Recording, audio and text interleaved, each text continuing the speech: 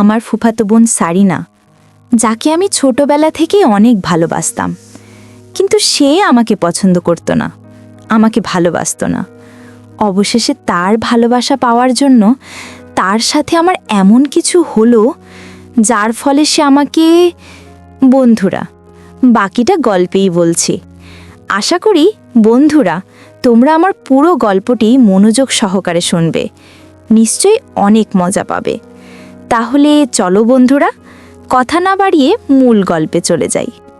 Hello বন্ধুরা, আমি আরিয়ান। আজকে আমি তোমাদের একটা গল্প শোনাবো, যেটা আমার ফুফাতো বোন সারিনাকে নিয়ে। সারিনা একজন খুবই প্রাণবন্ত আর বন্ধুত্বপূর্ণ মেয়ে। তার হাসি সবার মন জয় করে নেয়, যেন সকালের রোদের মতো উজ্জ্বল। ছোটবেলা থেকে আমরা একসঙ্গে অনেক সময় কাটিয়েছি। আমি এখন বিশ্ববিদ্যালয়ে পড়ি, আর সারিনা কলেজে।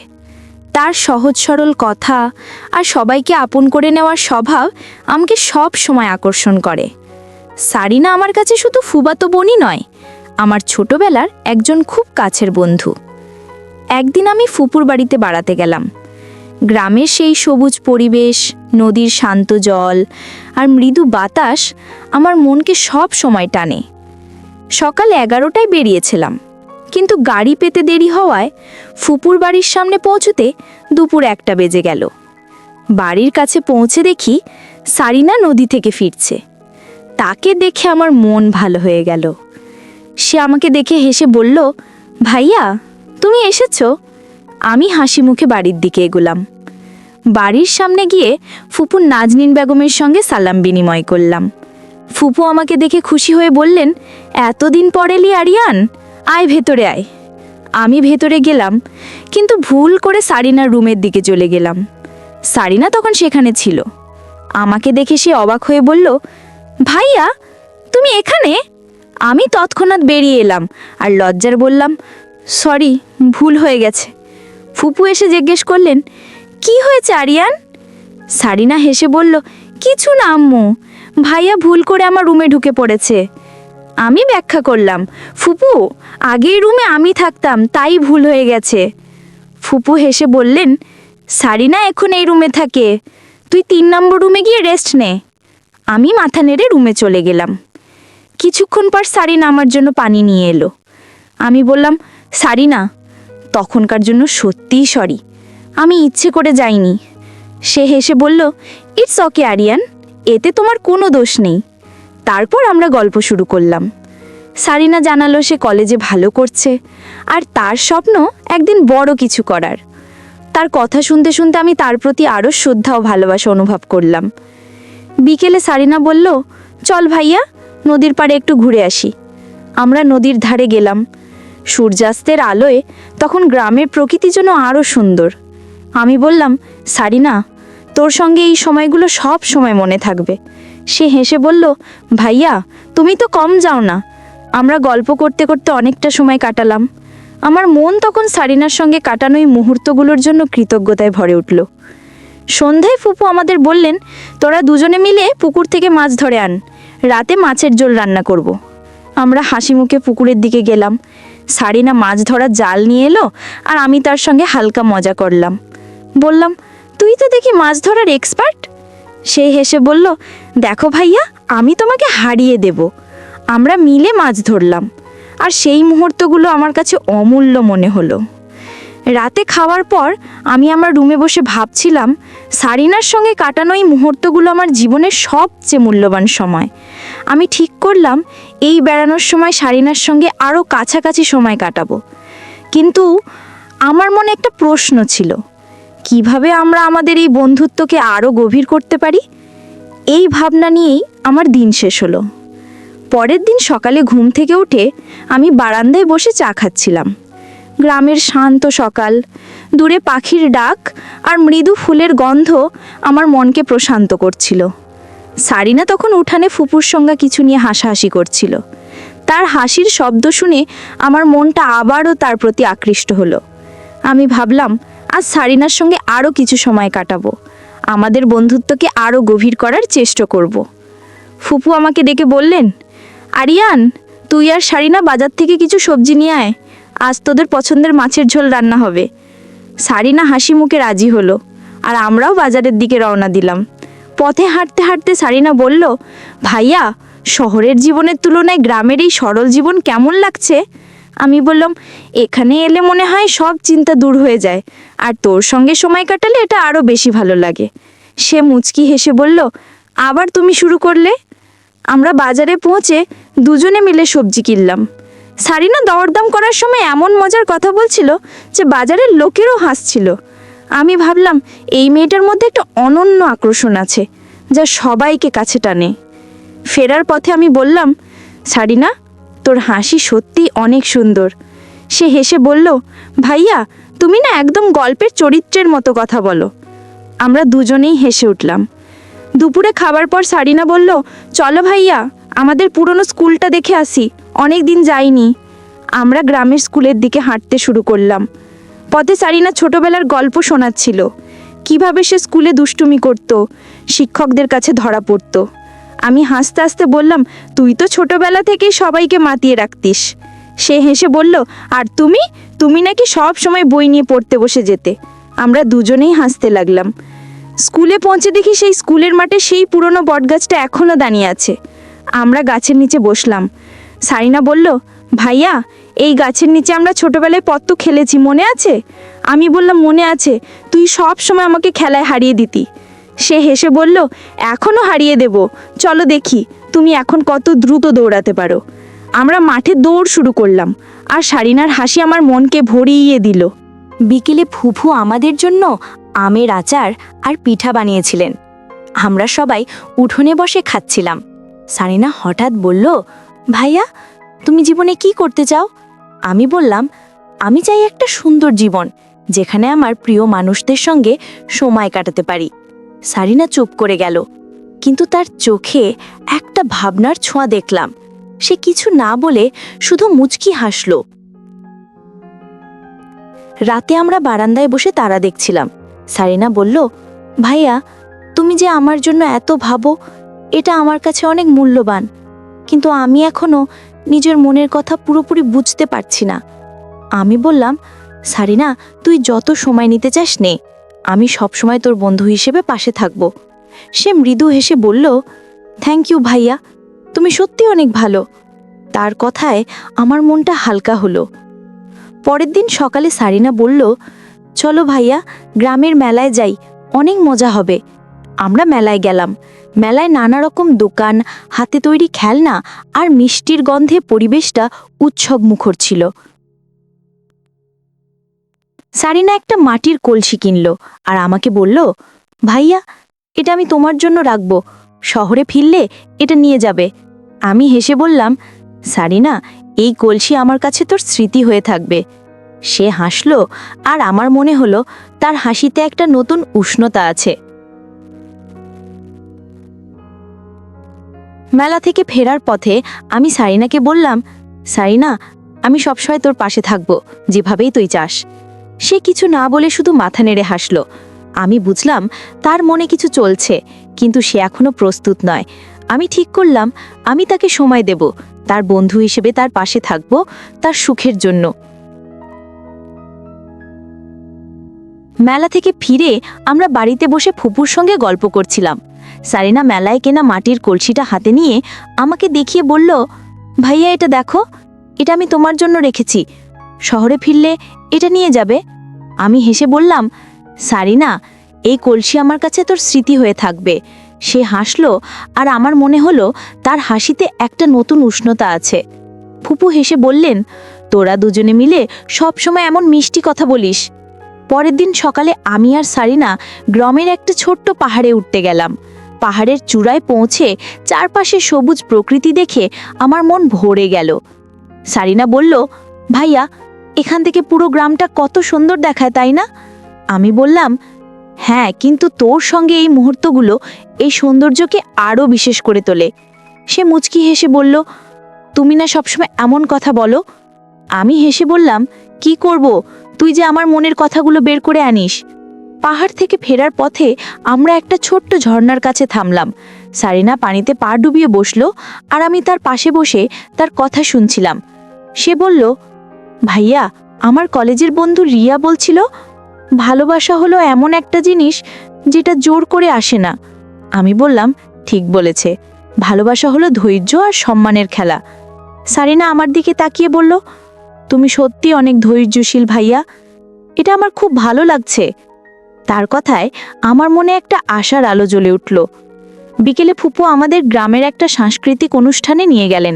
সেখানে গ্রামের মানুষ গান গাইছিল, নাচছিল। সারিনা একটা লোকগান গাইল। তার কণ্ঠ এত মধুর ছিল যে সবাই মুগ্ধ হয়ে গেল।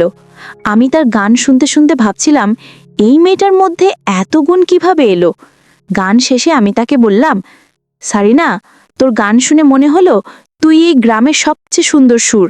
সে হেসে বলল, আর তুমি আমার প্রশংসা করার চ্যাম্পিয়ন। রাতে আমরা বাড়ির ছাদে বসে গল্প করছিলাম। সারিনা বলল, ভাইয়া, তুমি যেভাবে আমার পাশে থাকো, আমাকে বোঝো, এটা আমার খুব ভালো লাগে। আমি বললাম, সারিনা, আমি শুধু চাই তুই সুখী থাকিস, তোর হাসি আমার জন্য সবচেয়ে বড় পাওয়া। সে চুপ করে আমার দিকে তাকালো। তার চোখে একটা উজ্জ্বলতা। আমি বুঝলাম তার মনে আমার জন্য কিছুটা জায়গা তৈরি হচ্ছে। পরের দিন সকালে আমি আর সারিনা গ্রামের একটা ছোট্ট পুকুরে মাছ ধরতে গেলাম। সারিনা জাল ফেলছিল আর আমি তার পাশে বসে সাহায্য করছিলাম। হঠাৎ সে পিছলে পড়ে যাচ্ছিল। আমি তাকে ধরে ফেললাম। আমাদের চোখাচোখি হলো, আর সেই মুহূর্তে আমার মনে হলো সময় থমকে গেছে। সারিনা মৃদু হেসে বলল, থ্যাংক ইউ ভাইয়া। আমি হেসে বললাম, তোকে সবসময় পাশে রাখা আমার কাজ। সে হাসলো, আর আমার মনে হলো আমাদের মধ্যে একটা বিশেষ বন্ধন তৈরি হচ্ছে। সন্ধ্যায় ফুপু আমাদের জন্য পিঠে বানিয়েছিলেন। আমরা সবাই মিলে উঠোনে বসে গল্প করতে করতে খাচ্ছিলাম। সারিনা বলল, ভাইয়া, তুমি শহরে ফিরলে গ্রামের এই মুহূর্তগুলো মিস করবে, তাই না? আমি বললাম, শুধু গ্রাম নয়, তোর সঙ্গে কাটানো এই সময়গুলো মিস করব। সে হাসলো, আর তার হাসিতে একটা গভীরতা ছিল। আমি ভাবলাম তার মন হয়তো ধীরে ধীরে আমার দিকে ঝুঁকছে। রাতে ঘুমানোর আগে আমি ভাবছিলাম, সারিনার সঙ্গে কাটানো প্রতিটি মুহূর্ত আমার জীবনকে আরও সমৃদ্ধ করছে। আমি জানি তার মনের কাছে পৌঁছতে সময় লাগবে, কিন্তু আমি প্রস্তুত ছিলাম। আমি ঠিক করলাম আমি তাকে সময় দেব, তার বন্ধু হিসেবে তার পাশে থাকব, তার সুখের জন্য। আমার মনে একটা বিশ্বাস জন্মে নিল, একদিন সারিনা আমার এক অনুভূতি বুঝবে। পরের দিন সকালে আমি আর সারিনা গ্রামের একটা ছোট্ট বাঁশবাগানে ঘুরতে গেলাম। বাঁশের পাতার মধ্যে দিয়ে সূর্যের আলো এসে মাটিতে ছোট ছোট আলোর দাগ ফেলছিল। সারিনা হাঁটতে হাঁটতে বলল, ভাইয়া, এই জায়গাটা আমার খুব প্রিয়, এখানে এলে মনটা শান্ত হয়। আমি বললাম, তোর সঙ্গে থাকলে আমারও মন শান্ত হয়। সে মুচকি হেসে বলল, তুমি না সবসময় এমন কথা বলো। আমি হাসলাম, কিন্তু মনে মনে ভাবলাম তার এই হাসিটা আমার জন্য কতটা মূল্যবান। বাঁশবাগান থেকে ফিরে আমরা ফুপুর সঙ্গে দুপুরের খাওয়ার আয়োজন করলাম। ফুপু আমাদের জন্য পছন্দের ইলিশ মাছের ঝোলও রান্না করেছিলেন। খেতে খেতে সারিনা বলল, ভাইয়া, তুমি যে বলেছিলে তুমি আমার জন্য অপেক্ষা করবে, সেটা কি সত্যি? আমি বললাম, অবশ্যই সত্যি, আমি তোকে কখনো মিথ্যে বলিনি। সে চুপ করে গেল, তারপর বলল, তুমি অনেক ভালো ভাইয়া, তুমি আমার এই ভালোবাসা দেখে মুগ্ধ হই। তার কথায় আমার মন আনন্দে ভরে গেল। সন্ধ্যায় আমরা গ্রামের একটা ছোট্ট বইমেলায় গেলাম। সারিনা বইয়ের দোকানে ঘুরে কবিতার বই দেখছিল। আমি তাকে একটা রবীন্দ্রনাথের কবিতার বই উপহার দিলাম। সে খুশি হয়ে বলল, ভাইয়া, তুমি জানলে কিভাবে আমি কবিতা পড়তে ভালোবাসি? আমি হেসে বললাম, তোর চোখ দেখলেই বোঝা যায় তুইও কবিতার মতো সুন্দর। সে মুচকি হেসে মুখ নিচু করল, কিন্তু আমি দেখলাম তার মুখে একটা নতুন হাসি ফুটে উঠেছে।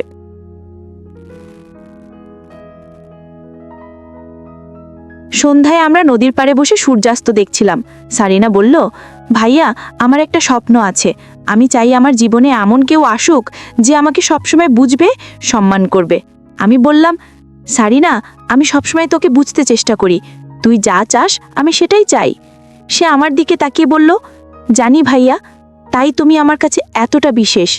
তার কথায় আমার মনে একটা উষ্ণ অনুভূতি জাগলো। রাতে ফুফু আমাদের গ্রামের একটা পুরনো গল্প শোনালেন। গল্পটা ছিল একটা বন্ধুত্বের গল্প, যেখানে ধৈর্য আর বিশ্বাস দুজনকে আরও কাছে এনেছিল। সারিনা গল্প শুনতে শুনতে আমার দিকে তাকাচ্ছিল। আমি বুঝলাম সে হয়তো আমাদের বন্ধুত্বের গভীরতা বুঝতে চেষ্টা করছে। গল্প শেষে সে বলল, ভাইয়া, ধৈর্য সত্যি অনেক বড় জিনিস, তাই না? আমি বললাম, হ্যাঁ সারিনা, আর আমি তোর জন্য সবসময় ধৈর্য ধরতে পারি। পরের দিন সকালে আমরা গ্রামের একটা ছোট্ট মসজিদে গেলাম। সারিনা সেখানে মানুষের জন্য দোয়া করছিল। আমি তার পাশে দাঁড়িয়ে ভাবছিলাম তার মনটা কতটা পরিষ্কার। দোয়া শেষে সে বলল, ভাইয়া, আমি দোয়া করেছি আমার জীবনে যেন সঠিক মানুষ আসে। আমি হেসে বললাম, আমিও দোয়া করেছি তুই যেন সবসময় সুখী থাকিস। সে মৃদু হেসে বলল, তুমি সত্যি আমার জন্য অনেক ভাবো। সন্ধ্যায় আমরা বাড়ির উঠোনে বসে গল্প করছিলাম। সারিনা হঠাৎ বলল, ভাইয়া, তুমি যে আমার জন্য এতটা ভাবো, এটা আমার কাছে অনেক বড় একটা জিনিস, কিন্তু আমার মন এখনো পুরোপুরি প্রস্তুত নয়। আমি বললাম, সারিনা, আমি তোকে কখনো জোর করব না। তুই যখন প্রস্তুত হবি আমি তখনও তোর পাশে থাকব। সে আমার দিকে তাকিয়ে বলল, তুমি সত্যি অসাধারণ ভাইয়া। রাতে ঘুমানোর আগে আমি ভাবছিলাম সারিনার সঙ্গে কাটানো প্রতিটি মুহূর্ত আমাকে আরও কাছে টানছে। তার কথা আমাকে আশা দিচ্ছিল। আমি জানতাম তার মনের কাছে পৌঁছাতে সময় লাগবে, কিন্তু আমার মনে একটা দৃঢ় বিশ্বাস ছিল সারিনা একদিন আমাকে বুঝবে আর আমাদের বন্ধুত্বটা আরও গভীর হবে। সকালে উঠে দেখি ফুফু বাড়ির উঠানে বসে সারিনার সঙ্গে কিছু নিয়ে কথা বলছেন। কাছে গিয়ে শুনলাম ফুফু বলছেন, সারিনা, তুই কলেজে ভালো করছিস, এবার নিজের ভবিষ্যৎ নিয়ে একটু ভাব। সারিনা হেসে বলল, আম্মু, আমি ভাবছি, কিন্তু এখনও সবকিছু পরিষ্কার নয়। আমি তাদের কথার মাঝে থুকে বললাম, সারিনা, তুই যা করবি আমি সবসময় তোর পাশে থাকব। সে আমার দিকে তাকিয়ে মৃদু হাসল, আর আমার মনে হলো তার হাসিতে একটা নতুন উষ্ণতা আছে। দুপুরে আমরা গ্রামের একটা ছোট্ট বাগানে গেলাম, যেখানে সারিনার পছন্দের ফুলের গাছ ছিল। সে ফুল তুলতে তুলতে বলল, ভাইয়া, ফুলগুলো দেখে মনে হয় জীবনটা এত সুন্দর কেন? আমি বললাম, সারিনা, তোর হাসি এই ফুলগুলোর চেয়েও সুন্দর, আর তা জীবনকে আরও রঙিন করে। সে মুচকি হেসে বলল, তুমি না সবসময় আমাকে খুশি করার কথা বলো। আমরা দুজনেই হেসে উঠলাম, আর সেই মুহূর্তে আমাদের বন্ধুত্ব আরও গভীর হলো। বিকেলে সারিনা বলল, চলো ভাইয়া, গ্রামের পুরনো লাইব্রেরিটা দেখে আসি। আমরা লাইব্রেরিতে গেলাম, যেখানে পুরনো বইয়ের গন্ধ আর শান্ত পরিবেশ আমাদের মন ভরিয়ে দিল। সারিনা একটা কবিতার বই নিয়ে পড়তে শুরু করলো। আমি তার পাশে বসে বললাম, তুই যখন কবিতা পড়িস মনে হয় তুই নিজেই একটা জীবন্ত কবিতা। সে হেসে বলল, ভাইয়া, তোমার কথাগুলো আমার মন ছুঁয়ে যায়। তার কথায় আমার মন আনন্দে ভরে গেল। সন্ধ্যায় আমরা নদীর পাড়ে বসে গল্প করছিলাম। সারিনা বলল, ভাইয়া, তুমি যে আমার জন্য এত কিছু করো, এটা আমাকে অনেক কিছু ভাবায়। আমি চাই না তুমি কখনো কষ্ট পাও। আমি বললাম, সারিনা, তোর সঙ্গে থাকাটাই আমার সুখ, আমি কখনো কষ্ট পাই না। সে আমার দিকে তাকিয়ে মৃদু হাসল, আর আমি বুঝলাম তার মনে আমার জন্য একটা নতুন অনুভূতি জাগছে। রাতে ঘুমানোর আগে আমি ভাবছিলাম সারিনার সঙ্গে কাটানো প্রতিটি মুহূর্ত আমার জীবনকে আরও সমৃদ্ধ করছে। আমি জানতাম তার মনের কাছে পৌঁছাতে আরও সময় লাগবে, কিন্তু আমার মনে একটা দৃঢ় বিশ্বাস ছিল সারিনা একদিন আমার অনুভূতি বুঝবে। আমি ঠিক করলাম আমি তার পাশে থাকব, তার বন্ধু হিসেবে তার সুখের জন্য, যতক্ষণ না সে আমার ভালোবাসা গ্রহণ করতে প্রস্তুত হয়। সকালে আমি আর সারিনা গ্রামের একটা পুরনো মন্দিরের কাছে গেলাম, যেখানে সারিনা প্রায়ই যেত। মন্দিরের চারিপাশে ফুলের গাছ আর শান্ত পরিবেশ আমার মন ভরিয়ে দিল। সারিনা ফুল তুলে মন্দিরে দিতে গেল, আর আমি তার পাশে দাঁড়িয়ে তার শান্তভাব লক্ষ্য করছিলাম। প্রার্থনা শেষে সে বলল, ভাইয়া, এখানে এলে মনে হয় জীবনের সব জটিলতা দূর হয়ে যায়। আমি বললাম, আর তোর পাশে থাকলে আমার জীবনের সব জটিলতা দূর হয়ে যায়। সে মৃদু হেসে বলল, তুমি না সবসময় আমাকে খুশি করার কথা বলো। দুপুরে ফুফু আমাদের গ্রামের একটা পুরনো বন্ধুর বাড়িতে নিয়ে গেলেন। সেখানে আমরা অনেক পুরনো গল্প শুনলাম। সারিনা এত সহজে সবার সঙ্গে মিশে যাচ্ছিল যে আমি মুগ্ধ হয়ে তাকে দেখছিলাম। ফিরে আসার পথে আমি বললাম, সারিনা, তুই যেভাবে সবাইকে আপন করে নিস, এটা আমার খুব ভালো লাগে। সে হেসে বলল, ভাইয়া, তুমিও তো আমাকে এতটা আপন করে নিয়েছ। তার কথায় আমার মন আনন্দে ভরে গেল। বিকেলে সারিনা বলল, চলো ভাইয়া, গ্রামের একটা ছোট্ট নৌকায় নদীতে বেড়াতে যাই। আমরা নৌকায় একপাশে বসে পানির দিকে তাকিয়েছিলাম। আমি বললাম, সারিনা, তুই যখন এভাবে চুপ করে থাকিস তখন কি ভাবিস? সে একটু চুপ করে বলল, ভাইয়া, আমি ভাবি জীবনের সত্যিকারের ভালোবাসা কিভাবে হয়। তুমি যেভাবে আমার জন্য অপেক্ষা করছো, এটা আমাকে অনেক কিছু ভাবায়। আমি বললাম, সারিনা, আমার অনুভূতি তোর জন্য সবসময় একই থাকবে। তুই যখন প্রস্তুত হবি আমি তখনও তোর পাশে থাকব। সে মুচকি হাসল, আর আমার মনে হলো তার হাসিতে একটা নতুন উষ্ণতা। সন্ধ্যায় আমরা বাড়ির ছাদে বসে তারা দেখছিলাম। সারিনা বলল, ভাইয়া, তুমি কখনো ভেবেছো আমাদের জীবনটা কোন দিকে যাবে? আমি বললাম, আমি শুধু চাই তুই আমার জীবনের একটা অংশ হ। তুই যেখানে থাকবি আমার জীবন সেখানেই পূর্ণ হবে। সে চুপ করে আমার দিকে তাকালো, তার চোখে একটা গভীর অনুভূতি। সে বলল, ভাইয়া, তুমি যে আমার জন্য এতটা ধৈর্য ধরেছ, আমাকে এতটা সম্মান করেছ, এটা আমার মনকে ছুঁয়ে গেছে। আমি বুঝতে পারছি আমিও তোমাকে পছন্দ করি। আমার হৃদয় আনন্দে লাফিয়ে উঠল। আমি বললাম, সারিনা, তুই আমাকে এই কথা বললি, এটাই আমার জীবনের সবচেয়ে বড় পাওয়া। সে মৃদু হেসে বলল, তবে এখন আমাদের পরিবারকে বলতে হবে। রাতে আমরা ফুফুর কাছে গেলাম। আমি ফুফুকে বললাম, ফুফু, আমি আর সারিনা একসঙ্গে জীবন শুরু করতে চাই। ফুফু প্রথমে একটু অবাক হলেন, তারপর হেসে বললেন, আমি জানতাম তোদের মধ্যে একটা বিশেষ বন্ধন আছে। আমার আশীর্বাদ তোদের সঙ্গে আছে। সারিনা ফুফুর কাছে গিয়ে বলল, আম্মু, তুমি রাগ করোনি তো? ফুফু হেসে বললেন, রাগ করব কেন? তোরা দুজনেই আমার সন্তান। কয়েক সপ্তাহ পর সারিনার বাবা বিদেশ থেকে ফিরলেন। আমরা তাকে আমাদের সম্পর্কের কথা জানালাম। তিনি প্রথমে একটু চিন্তিত ছিলেন, কিন্তু ফুফু তাকে বোঝালেন। অবশেষে তিনি আমাদের সম্পর্ক মেনে নিলেন। আমাদের বিয়ের প্রস্তুতি শুরু হলো। বিয়ের দিন সারিনাকে বধূ সাজে দেখে আমার মনে হলো সে যেন একটা স্বপ্নের ছবি। আমরা দুজনে হাতে হাত ধরে নতুন জীবন শুরু করলাম। বিয়ের পর আমরা একসঙ্গে গ্রামে ফিরে এলাম। নদীর পাড়ে বসে সারিনা বলল, ভাইয়া, তুমি যে আমার জন্য এতটা অপেক্ষা করেছো, এটা আমার জীবনের সবচেয়ে বড় উপহার। আমি বললাম, সারিনা, তুই আমার জীবনের সবচেয়ে বড় পাওয়া। আমরা দুজনেই হেসে উঠলাম। আর সেই মুহূর্তে আমার মনে হলো আমাদের বন্ধুত্ব আর ভালোবাসা একটা পূর্ণতা পেয়েছে। বন্ধুরা, ভালোবাসা এমন একটা জিনিস যা ধৈর্য, সম্মান আর বিশ্বাসের ওপর দাঁড়ায়। আমি সারিনার জন্য অপেক্ষা করেছিলাম, তার নিশ্চিতকে সম্মান করেছিলাম, আর সময়ের সঙ্গে সে নিজেই আমার অনুভূতি বুঝতে পেরেছিল। তাই জীবনে যদি কাউকে সত্যি ভালোবাসো, তাকে সময় দাও, সম্মান করো। দেখবে ভালোবাসার মানুষটি একদিন নিজেই তোমার কাছে ফিরে আসবে। বন্ধুরা, গল্পের শেষে আমি তোমাদেরকে বলতে চাই, ভালোবাসা জোর করে আসে না। এটা দুটি মনের বিষয়, যেখানে ধৈর্য আর বিশ্বাসই সবচেয়ে বড় শক্তি। তাই মন থেকে কাউকে ভালোবেসে থাকলে বন্ধুরা, তোমরা ধৈর্য আর বিশ্বাস রাখো। দেখবে ভালোবাসার মানুষ একদিন তোমাদের কাছে ঠিকই ফিরে আসবে। বন্ধুরা, আমার গল্পটি যদি তোমাদের ভালো লাগে তাহলে লাইক, শেয়ার এবং সাবস্ক্রাইব করে পাশে থাকবে। আর তোমরা এতক্ষণ ধৈর্য ধরে গল্পটি শোনার জন্য তোমাদের সবাইকে অসংখ্য ধন্যবাদ।